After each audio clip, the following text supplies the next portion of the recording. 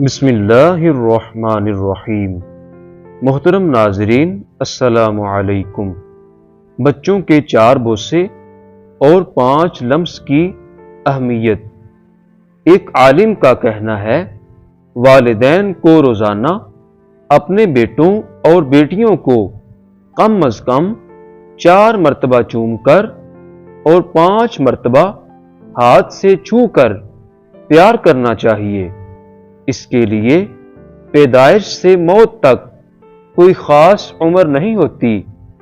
جب تک وہ آپ کا بیٹا ہے اور جب تک وہ آپ کی بیٹی ہے، انہیں چومنے اور روزانہ اپنے ہاتھوں سے چھونے کے ذریعے سے محبت و اپنائیت کا احساس دلائیے۔ 4 بوسے۔ ہر بوسے کا ایک سائنسی مقام اور مرتبہ ہے۔ پہلا بوسہ فخر کا بوسہ، اور اس کی جگہ بالوں پر سر کے درمیان میں ہے۔ اس کا مطلب یہ ہے کہ آپ کو ان پر فخر ہے، کیونکہ آپ کے بچے نیک کاموں میں بڑھ چڑھ کر حصہ لیتے ہیں۔ دوسرا بوسہ قناعت کا بوسہ، اور اس کا مقام ماتھے پر ہے۔ اس کا مطلب یہ ہے کہ آپ ان سے راضی ہیں، اور رسول اللہ صلی اللہ علیہ وآلہ وسلم اپنی بیٹی فاطمہ رضی اللہ عنہا کو ان کی پیشانی پر بوسہ دینے کا التزام کرتے تھے۔ تیسرا بوسہ آرزو کا بوسہ، اور اس کی جگہ گالوں پر ہے۔ اس کے معنی ان کے لیے اپنی آرزو کا اظہار کرنا ہے، اور یہ محبت کے درجات میں سے ہے۔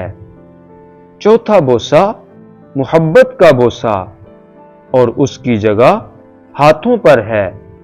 اس کا مفہوم ان سے اپنی محبت و الفت کا اظہار ہے، اور رسول اللہ صلی اللہ علیہ وآلہ وسلم وقتاً فوقتاً فاطمہ رضی اللہ عنہا کا ہاتھ پکڑ کر بوسہ دیتے تھے۔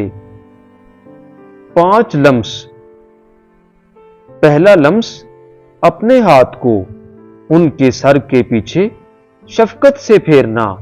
اس سے لڑکا اور لڑکی محسوس کریں گے کہ آپ ان پر مہربان ہیں۔